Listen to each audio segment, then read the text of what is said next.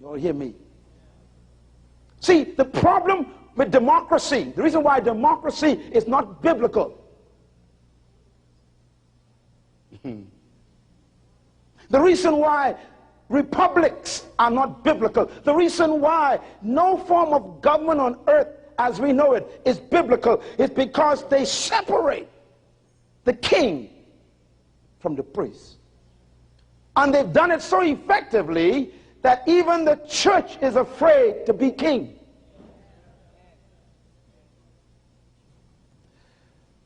I was on a 1-hour radio interview in Ghana last week. The most powerful radio station in the country.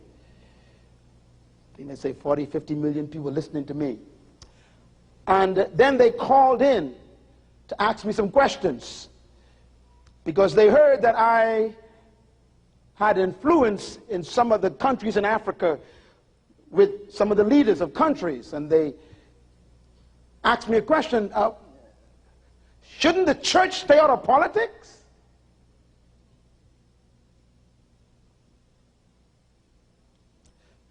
I asked them a question. That was my answer, was a question.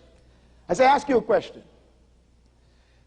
If you vote an unrighteous man in, and the unrighteous man creates an unrighteous legislation that stops worship,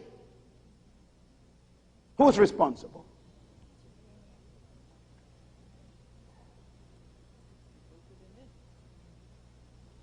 If you voted an unrighteous man in, and he makes a policy that is legislation that puts homosexual teachings in your school and books with naked people in your school for your kids to learn from, and then you get mad at the books, who's responsible?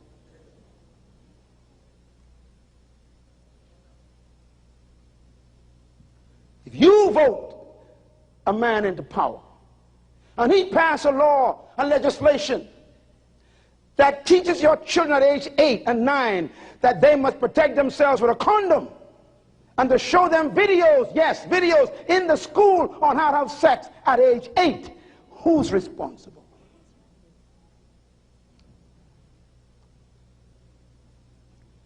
Separation of church and state is basically separation of priest and king.